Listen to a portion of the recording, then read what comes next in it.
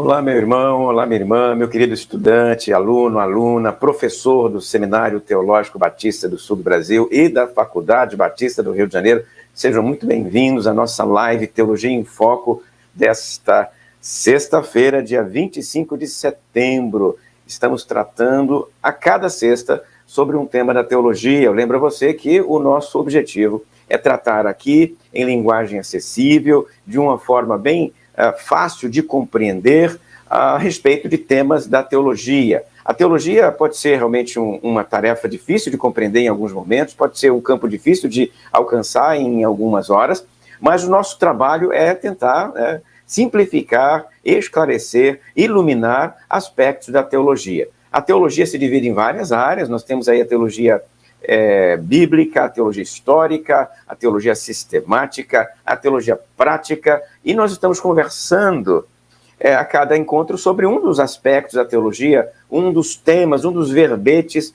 da teologia que nós trabalhamos em sala de aula aqui no seminário, junto com nossos alunos e professores. Antes de chamar nosso convidado mais do que especial nesta tarde, eu vou convidar você que ainda não é nosso aluno a conhecer nossos cursos, a conhecer nossos temas, nossos congressos, a conhecer nosso material, nosso conteúdo, aquilo que o Seminário do Sul e a Faculdade Batista do Rio de Janeiro, a FABAT, produzem.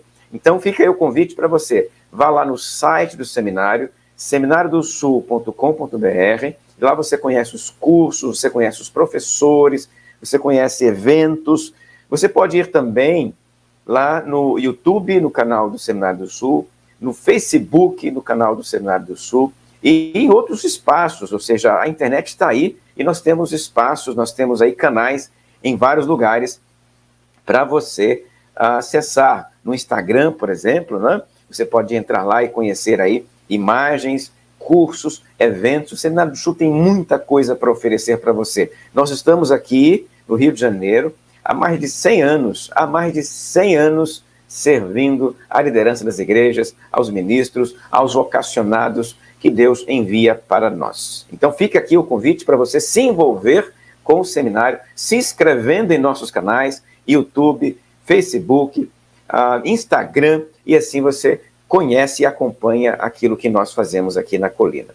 Então, sem outra demora, sem mais demora, eu vou chamar o nosso convidado de hoje, o pastor Manu Meza Barba. Pastor Manu Meza Barba já é conhecido aqui da nossa audiência do Teologia em Foco. Por quê? Porque ele foi o nosso convidado de semana passada. Na semana passada nós estávamos tratando com o Manu Meza Barba sobre o tema alegrias e tristezas do ministério pastoral. Nós estamos tratando deste tema, mas o Manu, não é que o Manu fala muito, não é isso não, não me entenda mal, Manu, não é isso não, é que o assunto rendeu tanto, e as pessoas ficaram enviando perguntas e levantaram questionamentos, e aí essa questão rendeu, que nós convidamos o Manu para voltar, e ele retorna aqui para conversar então conosco. Nós vamos dar sequência à conversa de semana passada, eu continuo inclusive de onde nós paramos, né?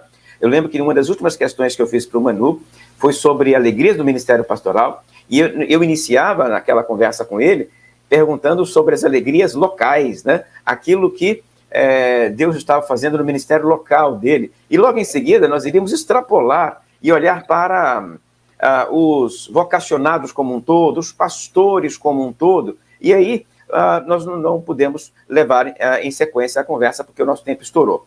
Então, Manu, seja muito bem-vindo mais uma vez aqui ao quadro Teologia em Foco.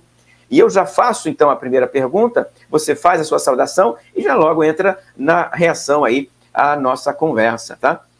Então, eu queria que você desse sequência àquela reflexão que você começou brilhantemente a fazer na semana passada, a respeito de alegrias do ministério pastoral. Você apontou para o contato com as pessoas do seu bairro, a forma como você via o desenvolvimento dessas pessoas, você falou em casamento, você falou em batismo, você falou em apresentação de crianças, e aí, de repente, quem nos ouve agora está precisando entender o seguinte: muito bem, eu entendi o que Deus fez na vida do pastor Manu, agora eu queria ampliar um pouquinho mais o olhar e ver o que é bonito no ministério pastoral, o que é alegre no ministério pastoral, de uma forma geral, para quem deseja vir para cá, Manu, para quem sente o coração bater pelo ministério. E aí você agora vai dar uma palavra para ele, vai dizer o seguinte: olha, pode vir porque tem coisa boa demais, tem muita alegria. Olha, não falo das tristezas ainda não, vamos falar das tristezas mais tarde. Tem muita alegria, e aí você vai enumerando o que pode acontecer de bom, o que é positivo, alegre, bonito no ministério pastoral para atrair o vocacionado. Manu, a palavra é sua. Obrigado, Valtair. Me ouve bem aí? Tudo ok? Perfeitamente. Que bênção, que bênção. Agradeço mais uma vez a oportunidade, o convite. Muito obrigado, Valtair, por essa oportunidade tão preciosa de compartilhar com os nossos queridos irmãos vocacionados e cristãos que nos assistem. Sou pastor Manu Mesa Barba, pastor da Igreja Batista Guaranhuns, em Vila Velha. E, atualmente, sou o presidente da Ordem dos Pastores Batistas do Estado do Espírito Santo. E, na minha opinião, como eu disse, alguns fatos são o que dão alegria ao pastor. Mas, de maneira geral, levando agora também um pouco para o âmbito espiritual da resposta, acho que a maior alegria que um pastor pode ter é se sentir instrumento de Deus. Deus, através dele, fala com as pessoas, restaura uma pessoa, uma vida, um casamento, alcança, pela graça de Deus, uma vida para a salvação, para a vida eterna. Portanto, ser um instrumento nas mãos de Deus é uma das maiores, se não há maior alegria no ministério pastoral. E não tem, para um cristão, acho que não tem alegria maior, principalmente para um vocacionado que desempenha a sua vocação, o seu ministério, o seu chamado, capacitado por Deus, sendo um instrumento nas mãos desse Deus gracioso e misericordioso que, apesar de nós, continua sendo bom, continua sendo fiel e nos usa pela sua maravilhosa graça para alcançar vidas. Essa é uma alegria que é compartilhada certamente no coração de todos os pastores e todos aqueles que desempenham a sua vocação no corpo de Cristo. Então, ser usado por Deus numa mensagem que atinge o objetivo de Deus, se é para restaurar. Quando há restauração, isso alegra o coração do pastor. Se é para gerar um perdão, quando há o perdão, isso alegra o coração do pastor. Sentir que o rebanho está ouvindo a voz de Deus através de nós é um grande privilégio e também uma grande alegria. Nós pregarmos a palavra de Deus, sermos fiéis às Escrituras e perceber que, apesar da nossa limitação, Deus fala com o povo. E aí, de vez em quando, acontece uma situação que quem prega com frequência, quem está diante de uma congregação com mais frequência, costuma viver essa experiência. Você prega com um determinado objetivo. E quando você está à porta despedindo dos irmãos, pelo menos eu ainda tenho esse costume, tanto na chegada, cumprimentar, recepcionar, quanto na saída, despedir dos irmãos. E às vezes eu prego com um determinado objetivo. Vamos supor que o tema do sermão e o meu objetivo era da cor vermelha. Eu quero que a igreja entenda o vermelho e goste de vermelho. Aí, de repente, alguém chega lá na porta e fala: "Ô, pastor, que mensagem linda, eu nunca pensei no azul e agora eu estou apaixonado pelo azul." Aí você fala: "Gente, mas eu não preguei azul, eu preguei o vermelho." Mas o Espírito de Deus, ele é o melhor tradutor que existe.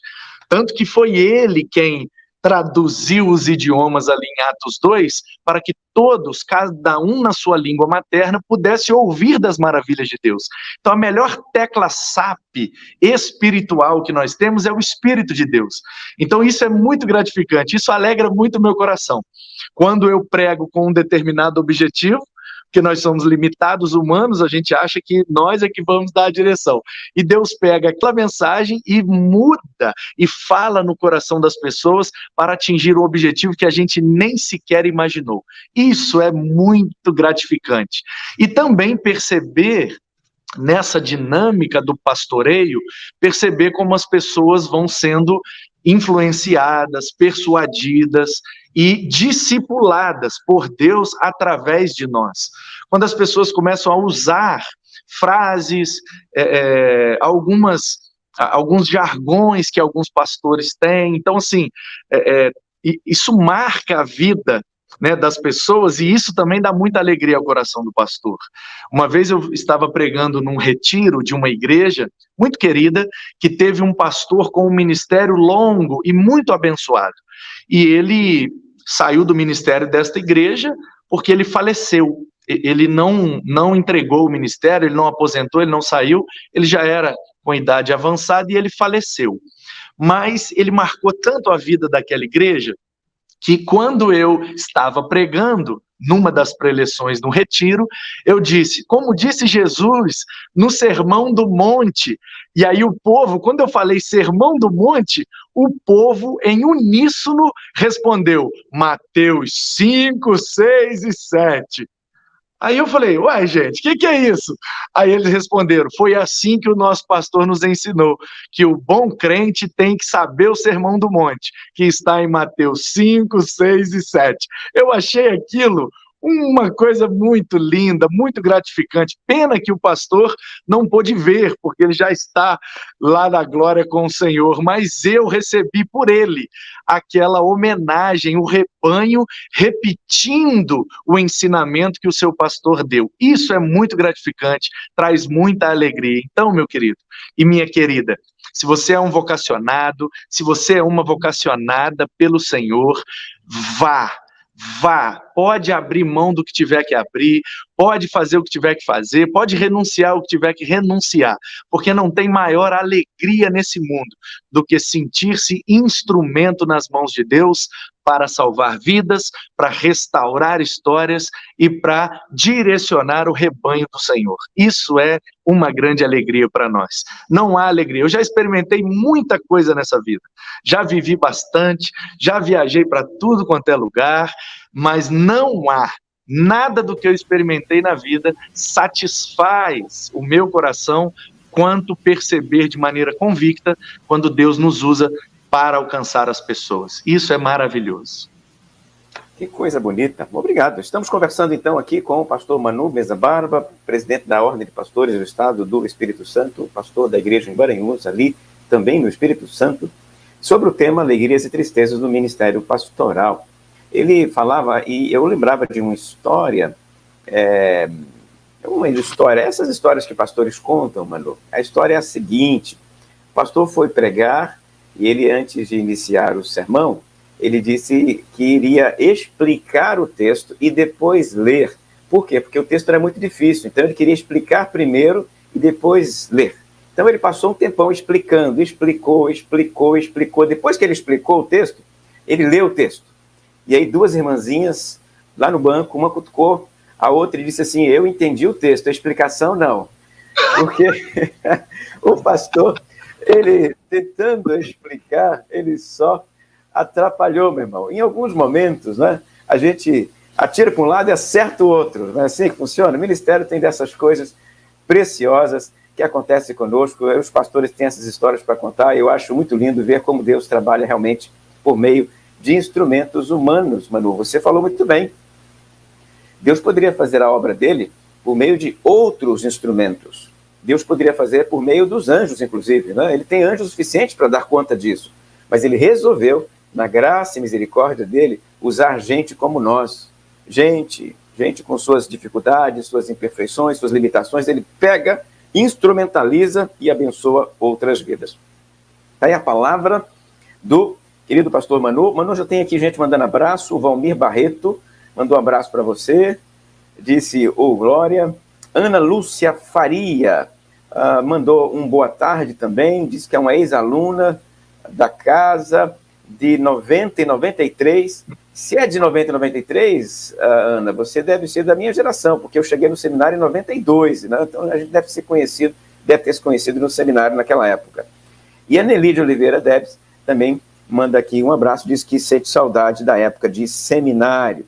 Aqui as pessoas mandando abraço, você pode continuar enviando mensagens, as mensagens vão chegar até nós, a nossa equipe bacana, bonita e abençoada, o Luan, eles nos ajudam aqui trazendo a sua mensagem até nós, e nós lemos a mensagem no ar. Pode ser uma pergunta, pode ser um comentário, pode ser uma dúvida. A pergunta que você fizer, o pastor Manu vai responder, você tenha certeza disso.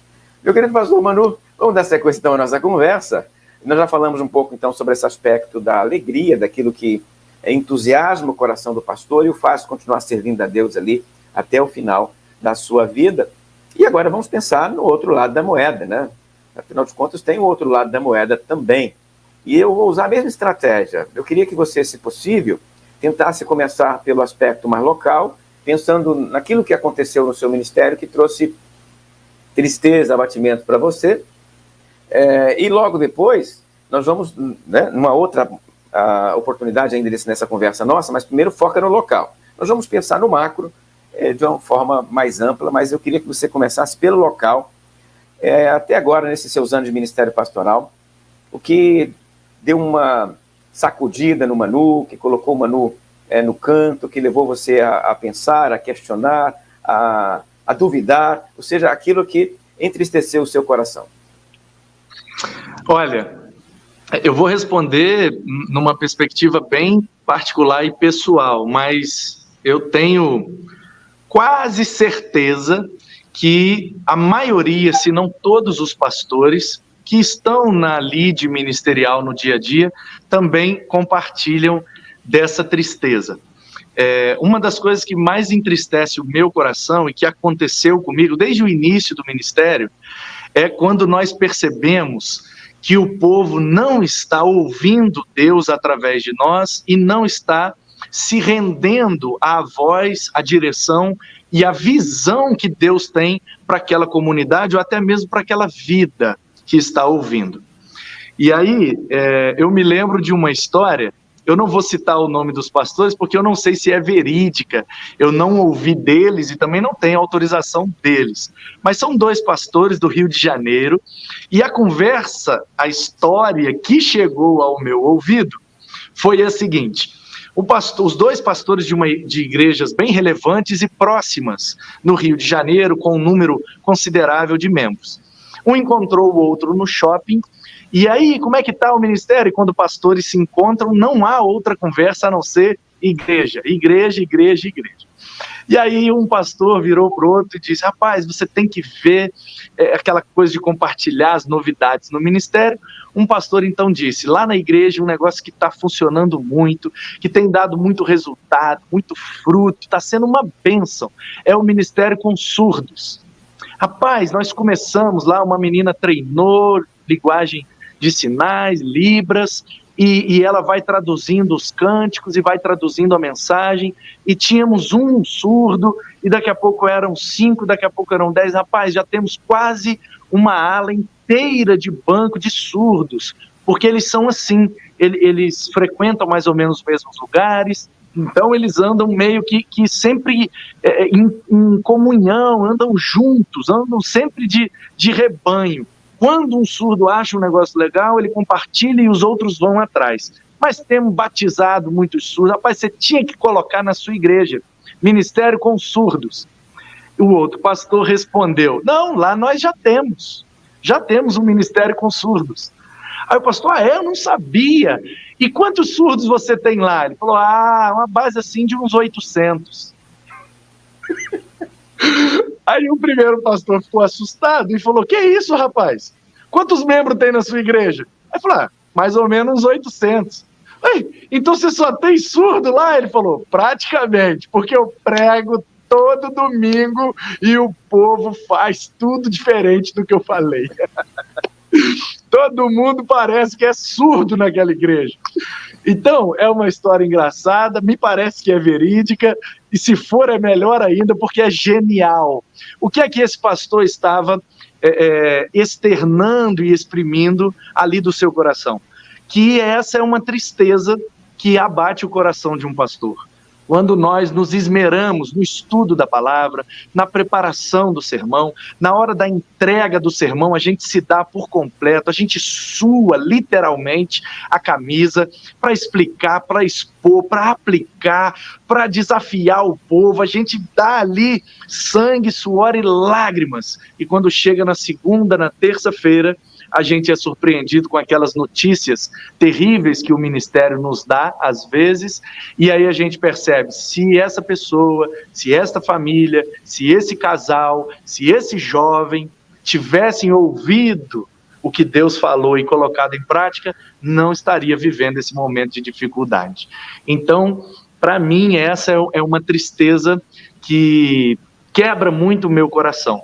Quando eu sinto que Deus está dando a orientação, está prevenindo os problemas orientados pela palavra de Deus, mas o povo insiste em não ouvir, e foi assim com Jeremias, e foi assim com tantos profetas que falavam em nome do Senhor, mas a sua geração não dava ouvidos, né? Então, o Isaías também passou por isso. Eu acho que essa, para mim, é uma das maiores tristezas que eu tenho, dentre algumas outras que a gente vai conversando aqui no caminho. Muito bem, está aí, pastor Manu, narrando para a gente de forma bem humorada, inclusive as tristezas, né? É bonito ver isso, é bonito ver você tratando desses aspectos, mesmo aspectos duros, com leveza. Eu gosto dessa sua abordagem, Manu. Eu tenho uma história também, a gente tem as histórias, nós temos as histórias que a gente conta, e aí eu vou contar mais uma para você também sobre isso aí. O pastor estava ministrando numa igreja, e aí alguém, né, acabou descobrindo e falando com o pastor que um dos irmãos estava com um problema grave na igreja. E o pastor resolveu tratar aquele problema de púlpito, em vez de lá tratar pessoalmente. Foi um equívoco dele, ele tinha que tratar o problema pessoalmente, foi do púlpito tratar o problema, né? Só que ele não deu nome, Manu. Ele foi pregou um sermão sobre o problema em questão, mas não deu nome. Pregou, e depois que pregou, foi fazer aquilo que nós já falamos agora há pouco, foi cumprimentar as pessoas na porta, e quando a pessoa em questão passou perto dele, cumprimentou e disse: pastor, que belo sermão, maravilhoso sermão, e foi embora. O pastor ficou pilhado, né, porque era para aquele homem sair dali chorando, né, debulhado em lágrimas, porque a mensagem era para ele, né? O que ele fez, Manu? Na semana seguinte, Manu, ele preparou o mesmo sermão. Na verdade, nem preparou, ele repetiu o mesmo sermão, mesmíssimo sermão, porque ele queria que aquele homem entendesse que o sermão era para ele. Chegou lá, repetiu o texto, repetiu o sermão, e dessa vez ele foi até mais explícito. Ele nem se movimentou, ele ficou olhando somente para um lado, o lado em que aquele irmão estava. Esqueceu o restante da igreja. Esperou que desse certo, mas não deu, Manu. Na hora de sair, aquele mesmo irmão disse as mesmas palavras: pastor, que belo sermão, que maravilhoso sermão. E o pastor saiu para casa triste e melancólico. No culto de quinta-feira, Manu, choveu bastante, e só foi uma pessoa na igreja, aquele bendito irmão. O pastor olhou para um lado, olhou para o outro e disse: é agora. Só veio ele. E fez o quê, Manu? Repetiu o mesmo sermão pela terceira vez. Subiu no púlpito, falando para uma única pessoa, o único que estava presente ali, o mesmo sermão sobre aquele problema que aquele irmão estava enfrentando, que ele queria resolver de púlpito, Manu. Pregou pela terceira vez, desta vez, só para ele. Depois do púlpito, depois do sermão, foi para fora para cumprimentar a única pessoa presente, aquele irmão. Quando aquele irmão chegou perto dele, disse as seguintes palavras, Manu: pastor, que belo sermão, que maravilhoso sermão, pena que quem precisava ouvir não veio, pastor. Foi a resposta dele para aquele evento, incidente.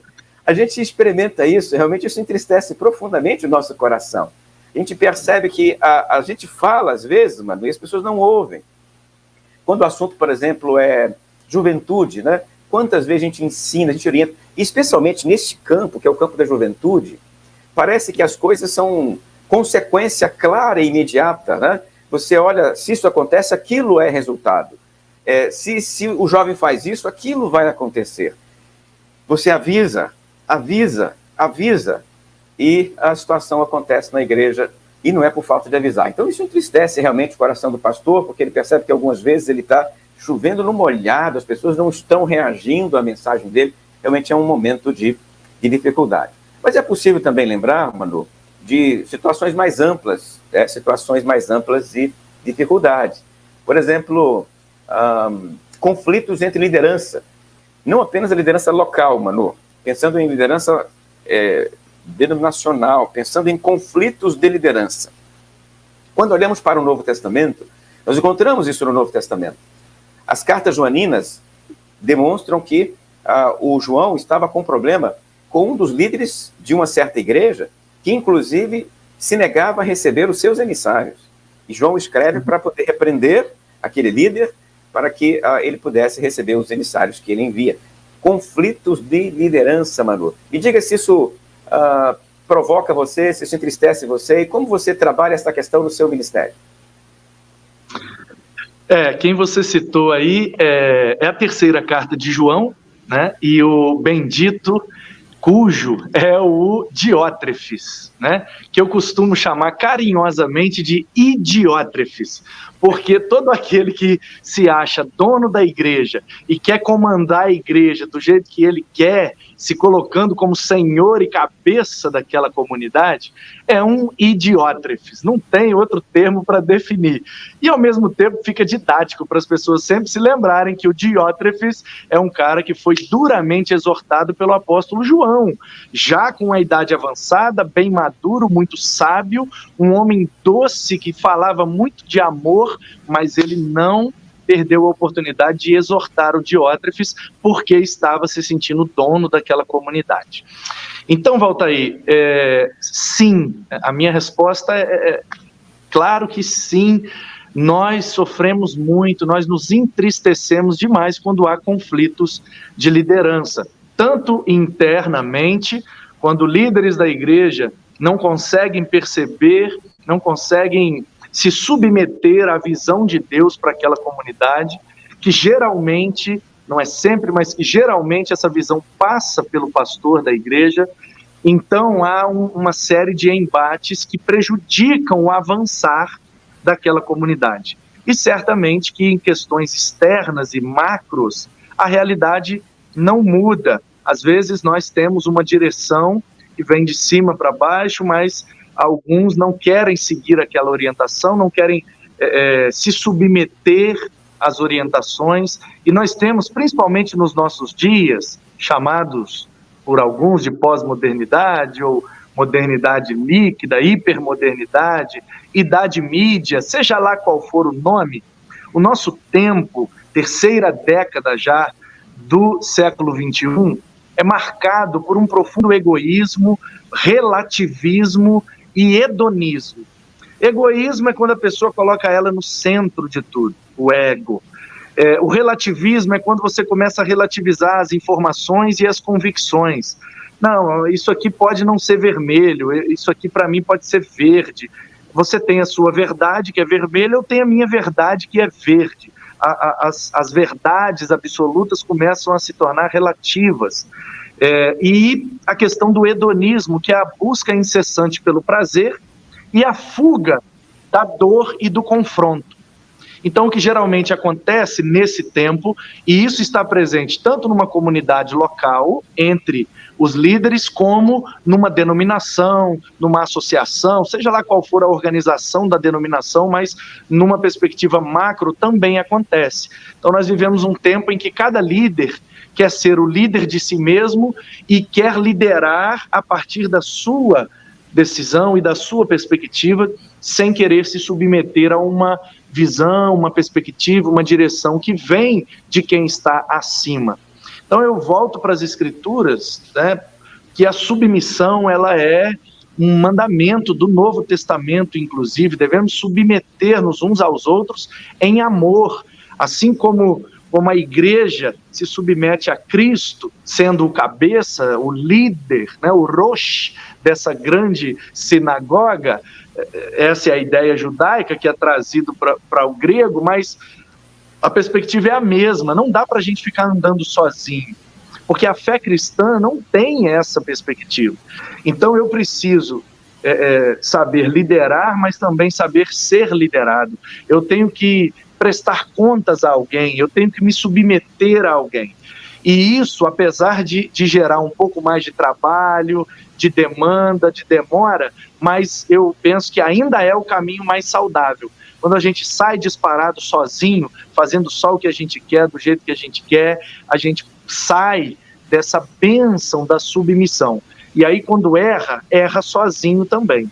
Então é melhor andar em comunidade, submetendo-nos uns aos outros em amor, porque a gente vai errar menos, e caso aconteça de errar, a gente não erra sozinho. Então a gente fica amparado por aqueles que caminharam junto conosco. Então acontece sim, entristece demais a gente, mas o caminho para a solução é esse, é voltarmos para esse princípio da submissão mútua entre os cristãos e principalmente entre os líderes cristãos. Muito bem, estamos conversando com o pastor Manu Meza Barba, pastor de Guaranhus, lá no Espírito Santo, presidente da Ordem de Pastores do Estado do Espírito Santo, a respeito de alegrias e tristezas no Ministério Pastoral. Você que nos acompanha no Facebook, no YouTube, nos 5 canais que estão transmitindo essa live Teologia em Foco aqui, você pode enviar seu comentário, você pode participar, coloca sua questão, sua pergunta, e a nossa equipe vai trazer essas questões até nós, tá bom? Eu quero dizer também para você que após essa nossa conversa, esta live vai ficar gravada aqui no canal para você poder ir lá e assistir novamente quando você desejar e encaminhar para os seus amigos e contatos. Olha, assisti uma live legal, está aqui o link, e a live continua funcionando mesmo após ela terminar aqui. Manu, recebemos agora, nesse campo ainda das tristezas, algumas palavras, né? Algumas questões, algumas pessoas apoiando aquilo que nós estamos falando aqui, por exemplo, o Jucimar Eugênio da Costa, nós temos aqui comentando também o Hudson Forte, a Adriana Damasceno, a Priscila Rosa Ribeiro, e aí uma das questões que eles levantam, nesse campo inclusive, tem a ver com problemas emocionais de pastores, independente da idade, pastores que surtam, pastores que se matam, né? O problema do suicídio é um problema impactante, violento dentro da ordem, entre os pastores, né?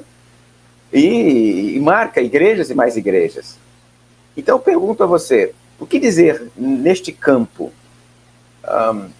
Não apenas entender o que está acontecendo com esses pastores, mas como ajudá-los, Manu? Como ajudar colegas que estão enfrentando problemas emocionais que podem, inclusive, terminar com o suicídio, ou no suicídio? Esse é um ponto muito nevrálgico da situação, é um ponto bem delicado, então eu vou procurar aqui dar uma abertura no leque para que a gente compreenda a questão de maneira mais macro, né? Como presidente dos pastores aqui no Espírito Santo, eu tenho tido acesso a muitos pastores, muitas histórias, muitos casos e muitas demandas, pastor, família pastoral, igrejas. Então, assim, algumas coisas eu preciso pontuar antes de tocar nesse assunto propriamente dito. Falando ainda de infelicidades no ministério, quando Valtair dizia aí sobre aquela história do pastor que, ao invés de tratar o problema no individual, levou para o púlpito. Eu quero dizer, então, com isso, quero aqui me penitenciar, né, fazer uma confissão, que a Bíblia diz que aquele que confessa e abandona alcança misericórdia, e que eu devo confessar o meu pecado, né, uns para os outros, para que sejamos curados.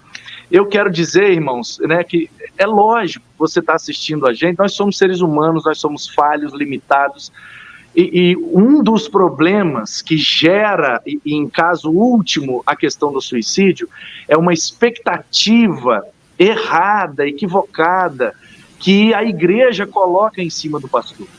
Essa expectativa de que ele é perfeito, de que ele não erra, de que ele não se equivoca, de que ele não é ser humano, ele não chora, ele não sente dor, ele não tem sentimentos, ele é um super-homem, um super-crente, capacitado por Deus para aguentar toda e qualquer afronta, perseguição, cobrança ou opressão. Então isso precisa ser tratado no coração da igreja. A igreja precisa, sim, criar uma certa expectativa com relação ao seu pastor, mas não abusar dessa expectativa. Colocar uma expectativa plena e integral, uma expectativa que deve se voltar para Cristo, que é de fato o sumo pastor da igreja, e não na figura humana do pastor. E é isso que tem levado muitos pastores. Então, quando o pastor Valtair dizia do erro que cometeu o pastor lá na história, de que levou para o púlpito, eu também já cometi esse erro. Também já errei nesse sentido. E fui punido, fui penitenciado. Por quê? Porque esse é o tipo de coisa que, quando a gente erra, a gente sempre vai colher alguns frutos amargos. Então, uma grande infelicidade no ministério pastoral é quando nós erramos. E aí, meus queridos, eu quero dizer aqui para vocês com o coração aberto, tenho vergonha nenhuma de falar. Eu já errei, continuo errando e acho que eu vou errar até morrer. Mas se tem uma coisa que machuca o coração de um pastor, é nós mesmos sabermos que nós erramos, sabíamos o que tinha que ser feito, mas não conseguimos, não tivemos às vezes habilidade ou inteligência emocional, ou até mesmo orientação para conduzir a coisa corretamente. A gente comete um erro e colhe os frutos desse erro. Alguns até perdem o ministério, alguns perdem família e outras coisas. Então, sim, a gente precisa saber dosar a cobrança e a pressão que a igreja exerce sobre os pastores, porque senão a gente vai, de fato, matar os pastores.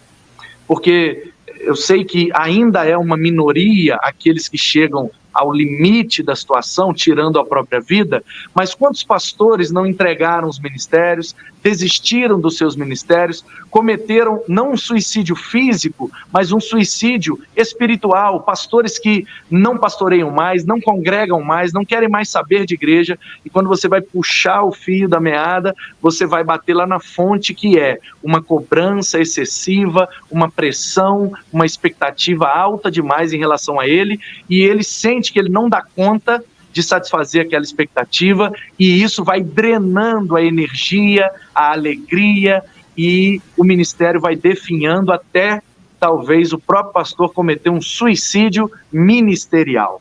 Então estamos falando de algo muito sério, e aqui eu quero lembrar de algumas frases.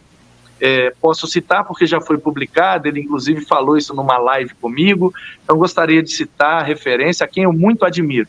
Pastor Marcelo Aguiar, é pastor aqui no Espírito Santo, na Igreja Batista Mata da Praia, ele é escritor de livros, é psicólogo, e ele uma vez falou num evento de pastores, num retiro de pastores que nós temos aqui no Espírito Santo, foi no meu primeiro retiro. Quando eu fui consagrado e fui ao primeiro retiro como pastor batista, o presidente na época era o pastor Marcelo Aguiar. E num dos intervalos do evento, ele com posse da palavra, ele se dirigiu aos pastores e disse uma frase que nunca mais saiu da minha cabeça. Ele disse: a igreja é uma amante insaciável. Quanto mais você der, mais ela vai querer. Não entre nessa furada de querer atender e responder a todas as expectativas da igreja. Isso é humanamente impossível. Então, alguns pastores cometem esse erro de entrar numa de atender todas as demandas e superar todas as expectativas. Isso é impossível, e isso vai criando uma infelicidade no pastor, a ponto às vezes dele ou cometer um suicídio ministerial ou espiritual ou até mesmo físico, tirando a sua própria vida. Então eu quero dizer que os pastores erram, eu erro muito, já errei demais, continuarei errando, mas há esperança para nós, a gente vai aprendendo com os erros, e se a igreja amar o seu pastor, apoiar e suportar, no sentido de dar suporte ao seu pastor, ele vai melhorar, ele vai aprender, ele vai amadurecer, e aquela igreja vai colher os frutos de um ministério mais maduro, mais equilibrado e mais saudável. O que não pode é tanto de um lado quanto do outro, o pastor querer bater na igreja por qualquer erro e a igreja querer bater no pastor por qualquer erro. Tudo bem que há alguns erros que são mais, assim, nos olhares humanos, são mais impactantes, alguns desvios morais, éticos, doutrinários, mas às vezes o povo pega numa questão tão fútil como cor de parede, o estilo do piso, coisas que são fúteis e que Jesus nunca ligou para isso, nunca deu mandamento sobre isso, e aí a vaidade entra em primeiro plano, a vontade de Deus fica em segundo plano, e isso promove muitas feridas, muitas feridas. Então, o erro é um grande fator de infelicidade na vida pastoral. A igreja pode ajudar o pastor nesse sentido. Outras são as cobranças, as pressões e as críticas demasiadas. O pastor é sempre criticado, sempre, sempre, sempre. Se ele fizer muito, ele fez muito. Se ele fizer pouco, ele fez pouco. Então, a gente fica sempre numa linha muito fina. Para lá você desagrada um grupo, para cá você desagrada outro, e a gente anda nessa corda bamba. É um ofício muito estressante, muito desgastante. Então a igreja precisa compreender e ajudar os pastores, ajudá-los, porque são, no caso, somos seres humanos, também precisamos de ajuda, de apoio, de orientação, de conselho, mas com amor, com respeito, com submissão. Tem pessoas que querem ensinar o pastor a pastorear, querem dizer para o pastor o que ele pode e o que ele não pode fazer. Então, assim, o papel da igreja não é pastorear o seu pastor, o papel da igreja é amar o pastor, é honrá-lo, sabe, respeitá-lo para que ele possa fazer a vontade de Deus para aquela igreja.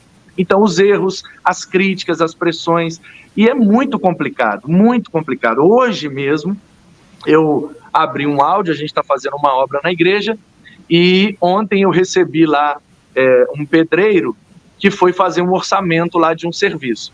E aí eu estava de máscara, eu tinha acabado de chegar do dentista, ainda estava com a boca anestesiada, sentindo dor, uma situação muito desconfortável, mas ainda assim eu fui para a igreja para cumprir aquele compromisso de fazer o orçamento com aquele profissional. E quando ele chegou, ele esticou a mão para me dar a mão. Como estamos num momento de pandemia, eu falei, eu cumprimentei, beleza, meu querido, tal, mas não pode dar a mão, não pode dar a mão. E aí eu de máscara, ele foi, ficou meio assim e tal, mediu lá e me deu o orçamento. Aí eu falei, beleza, depois eu vou ver aqui na igreja e te dou um retorno. Quando foi hoje de manhã, ao acordar, eu fui surpreendido com um áudio dele dizendo assim, ó, pastor, o senhor pode chamar outro pedreiro para pegar aí sua obra? Que eu não vou pegar não, porque você não quis me cumprimentar, você não quis pegar na minha mão, você é daquele tipo de pastor que menospreza as pessoas, só porque eu sou pedreiro você acha que eu não tenho importância? E me deu o maior sermão, como se de fato eu tivesse menosprezado, pelo contrário, eu estava doido que ele pegasse o serviço para terminar logo, mas nós estamos na pandemia, e eu sou, por conta de algumas questões, do grupo de risco, e eu não poderia dar a mão para ele, eu cumprimentei, olhei no olho dele, beleza, joia, mas dar a mão não pode, estamos na pandemia, mas as pessoas às vezes não querem compreender o lado do pastor, elas usam toda e qualquer situação para ferir o pastor, para julgá-lo, para de maneira pré-conceituosa, futucar e entristecer o coração desse pastor. Então, agora eu falo também um pouco para a igreja, porque mesmo sendo pastores vocacionados, seja lá de qual ministério, todos nós também somos ovelhas em alguma instância. Então, para a gente também ter um pouco de compaixão e misericórdia com os nossos líderes, não colocar neles uma expectativa que a Bíblia nunca disse para que tenhamos essa expectativa. Então, muito cuidado, ok? Muito respeito, muito amor, muita honra e muito carinho, de maneira mútua, do pastor para a igreja e da igreja para o pastor. Isso vai impedir muitas coisas ruins de acontecer. E a maioria dos pastores que chegam ao limite de tirar a própria vida, eu penso que é por causa disso. Não suportaram os erros, as críticas, as cobranças e as pressões que vêm dessa expectativa equivocada que muitas vezes a igreja coloca no pastor. Para encerrar, eu quero dizer uma frase que um pastor me disse há um tempo atrás. Ele estava muito triste, a ponto de entregar o ministério. Conversei com ele, promovi uma situação na vida dele para alegrar o coração dele, para que ele não entregasse o ministério. E num ponto da nossa conversa ele disse assim, pastor, Manu, né, eu não consigo mais nem entrar lá na igreja. Não consigo fazer nada na igreja. Muito menos pregar, nem dirigir uma reunião, nada. Por quê? Porque o tempo inteiro eu me sinto sendo avaliado. E aí ele usou uma figura que é muito didática para nós. Ele diz, sabe quando as meninas estão fazendo aquelas piruetas lá na ginástica olímpica e os juízes ficam lá, e elas fazem as piruetas, e elas treinaram muito, renunciaram muita coisa, elas se esforçam ao máximo, e quando termina, o juiz que está sentadinho, não suou, não fez nada, ele está ali, e ele levanta a plaquinha com a nota, no final da apresentação. E aí ele disse, eu me sinto assim. É como se tudo que eu fizesse, tudo que eu falasse, a igreja estivesse sentada como juízes, levantando as plaquinhas. Hoje foi 10, hoje foi 3, hoje foi 8, e hoje foi 2. Então ele se sentia o tempo inteiro sendo avaliado pela igreja. Isso promove uma enfermidade emocional no pastor, que às vezes e muitas vezes pode ser irreversível. Então que tenhamos e tomemos todos os cuidados possíveis e necessários para não chegar nesse limite extremo. Isso precisamos pensar e precisamos mudar um pouco a nossa perspectiva. É bom lembrar também, Manu, sobre esse aspecto, né, que o suicídio tem uma relação forte com uma enfermidade chamada depressão. Uma de nossas ouvintes aqui, a Áurea, mencionou aqui a síndrome de burnout, que é provocada pelo cansaço, pelo estresse, e os pastores sofrem isso, né? É possível dizer que durante algum tempo atrás eu lia um texto que colocava o ministério pastoral como uma das, eles chamaram de profissões, porque alguma vez apareceu no jornal secular, tá? Como uma das profissões de risco na sociedade contemporânea. Veja, o jornal secular, na hora de fazer lista de profissões de risco, colocou o Ministério Pastoral como uma das profissões de risco. Risco por quê? Porque, nossa, tem grandes possibilidades de alguma coisa dar errado, né? Então, os pastores realmente eles têm aí que tomar um cuidado acentuado com tudo, pisando em ovos a cada final de semana, a cada culto, na verdade, a cada encontro, a cada visita, Manu, porque dependendo de uma palavra que você der, dependendo de um olhar que você der, você vai ser mal compreendido, mal visto, julgado, detratado, né? Vilipendiado e outras coisas semelhantes, tá? Então está aqui o comentário dos nossos ouvintes, a Priscila falando também sobre o aspecto da liderança, a Áurea, já mencionei o comentário da Áurea aqui, já tem aqui também o Flávio Martins, nosso professor, ele fez uma pergunta aqui. Flávio, mas eu confesso que eu não entendi a sua pergunta não, Flávio. Aqui, a pergunta do Flávio que me chegou é a seguinte: o que o pastor Manu pode dizer a respeito dos pastores que ficam em cima do muro diante das tribulações dentro das igrejas? Flávio, esclarece mais aí, Flávio, esclarece mais. Manu, você fala o quê? Você fala o quê a respeito dos pastores que ficam em cima do muro? Eu confesso que eu também não entendi onde de fato ele quer chegar com a pergunta, né? Tem tribulações e tribulações, tem muros e muros. Não sei do que ele se refere. O Flávio é nosso professor, ele acompanha todas as lives, né? É o nosso professor mais assíduo. Ele deve estar querendo provocar a mim ou a você, só que eu não entendi a provocação. Daqui a pouco ele esclarece aqui a questão da pergunta que ele levantou. Manu, nós já estamos já com 50 minutos de live. Eu queria então me encaminhar para o fechamento. A participação está muito bonita, pessoas aqui escrevendo, falando. Tem mais perguntas chegando aqui.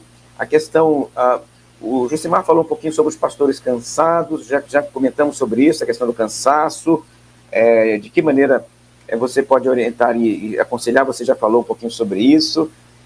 A Marília Lira, lá de Manaus, está perguntando, Manu, se existe uma prática de estudo da Bíblia de forma pessoal nas igrejas por onde você passou e de que maneira a liderança pode se envolver com isso.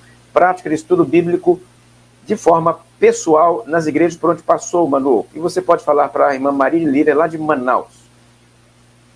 Olha, essa questão é importantíssima. O que a gente chama, às vezes, uma das ferramentas para um discipulado cristão, né? Fazer estudos bíblicos pessoais, individuais ou em grupo. Então, assim, cada comunidade tem a sua dinâmica para atingir esse objetivo.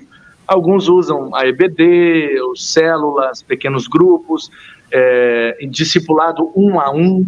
Aí tem várias metodologias, várias coisas. Eu confesso que por onde eu passei, não conseguir chegar nesse ideal. É o ideal que todos os crentes sejam discípulos e discipuladores, para aprender com quem sabe mais e ensinar a quem sabe menos. Isso é o ideal, ainda não tive o privilégio. Essa é uma grande alegria no ministério. Nós conseguirmos que toda a membresia da igreja, todo o rebanho, seja também multiplicador, ganhador de vidas, que auxiliem o pastor no ministério pastoral, cuidando de vidas, orientando.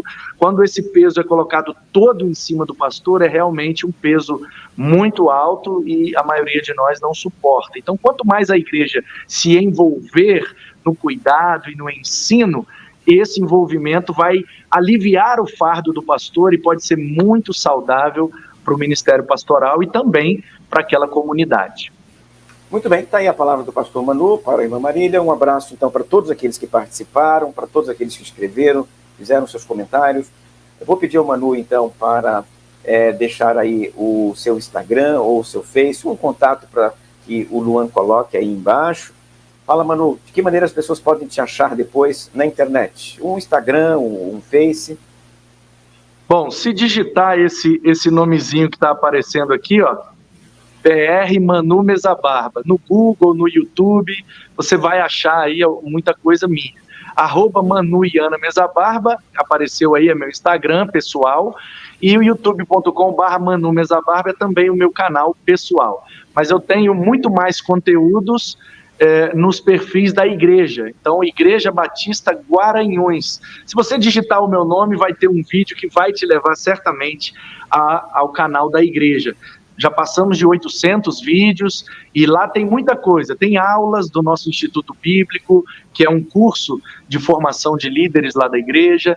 Tem perguntas que eu gravo, o pessoal faz pergunta, eu gravo respostas. Essas perguntas mais complicadinhas, o pessoal manda e eu respondo por vídeo. Tem reflexões, tem todas as mensagens dos últimos 4 anos que eu preguei lá em Guaranhões, em série, organizados em playlists, tem tudo. Tem vários livros da Bíblia, porque eu tenho o costume de pregar expositivamente em lectio contínua. Pego um livro da Bíblia e vou expondo versículo por versículo, do início até o final. Todo ano, pelo menos um livro, eu prego nessa dinâmica. Então, lá no canal da Igreja Batista Guaranhões, tem vários livros da Bíblia inteiros, versículo por versículo, sendo pregado. Então, digitando o meu nome aí no Google ou no YouTube, você vai achar bastante coisa e fique à vontade. Eu espero que você seja abençoado pelo conteúdo que nós produzimos com esse objetivo, abençoar e edificar a sua vida.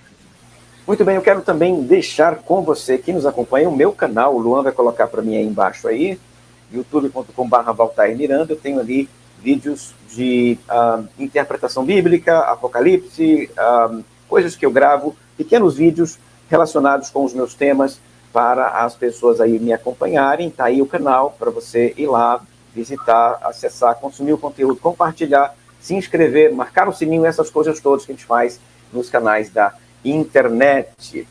Manu, nós vamos então fechar esse nosso encontro. Eu quero mais uma vez, agradecer a sua participação. Você agregou bastante ao nosso canal.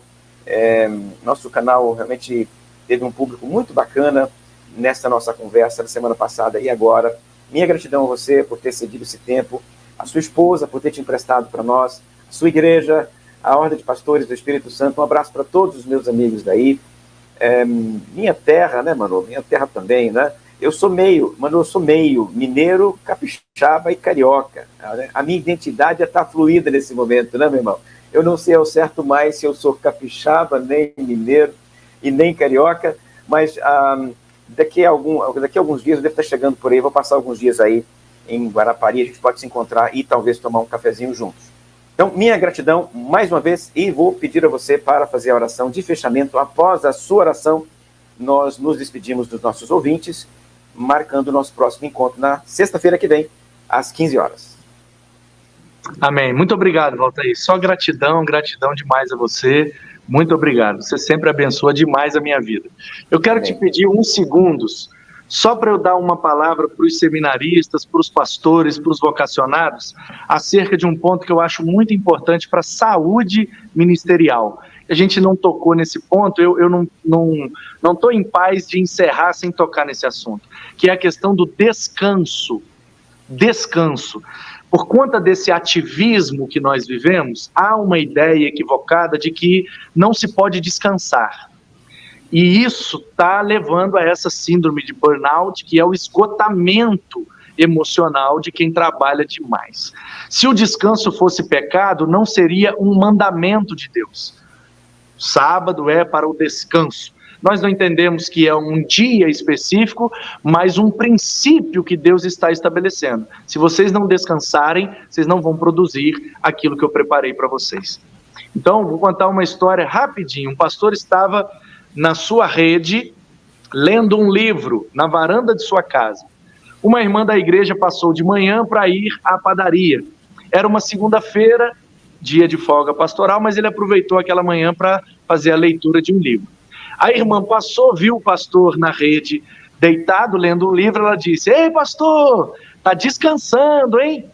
Aí ele respondeu: "Não, irmã, estou trabalhando."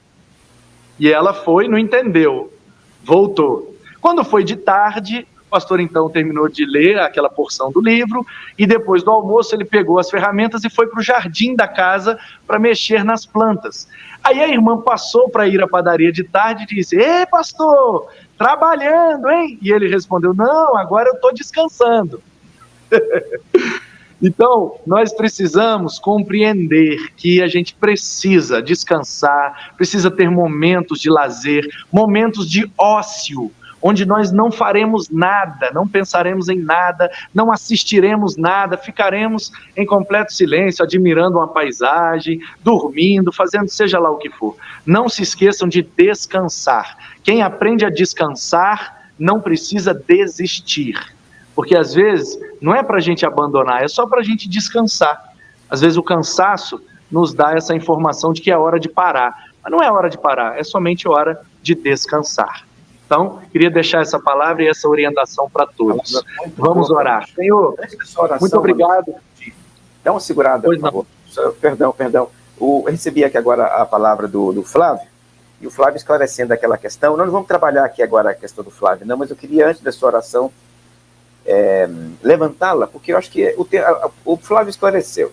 E nós vou conversar na semana que vem com outro colega, vou chamar um outro colega para conversar com a gente sobre isso, Manu.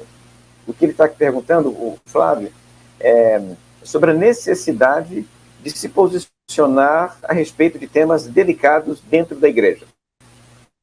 Ok, vamos conversar sobre isso, Flávio, na semana que vem. Vou chamar outro colega para conversar sobre isso. Realmente é um tema interessante para a gente conversar e dialogar aqui, e nós vamos trazer isso em nossa live depois. Manu, perdão por interrompê-lo, vamos conversar com Deus, vamos orar. Pai, muito obrigado pelo privilégio de estarmos juntos, apesar da distância. Obrigado pela tecnologia que nos une e pela condição e capacidade de trocarmos nossas experiências, aprendizados e lições para edificarmos uns aos outros, como o Senhor nos orientou na Tua palavra, para que a Tua igreja fosse edificada também na mutualidade cristã. Muito obrigado pela vida do Valtair e do Seminário do Sul, que o Senhor continue abençoando a vida daqueles que estão na direção, na coordenação, os professores, todos os colaboradores e alunos dessa instituição, que ela seja bem-sucedida no seu objetivo de capacitar os obreiros para a seara do Senhor. Muito obrigado pelo privilégio de participar aqui, de aprender e também de ser um instrumento em suas mãos para aqueles que nos ouvem. Te louvo e te agradeço, colocando todos os vocacionados, seminaristas, missionários, ministros, pastores, seja lá qual for a vocação, que todos aqueles que desempenham a sua vocação no Senhor sejam abençoados por Ti, possam seguir as orientações do Senhor na Tua palavra, guardar os princípios para serem mais que vencedores e mais do que felizes, sendo então bem-aventurados em tudo que fizerem. Que o Senhor abençoe-nos a todos nós, com a Tua graça, com a Tua misericórdia, com a Tua compaixão, nos orientando, nos abençoando e nos livrando de todo o mal. Oramos agradecidos em nome de Jesus. Amém.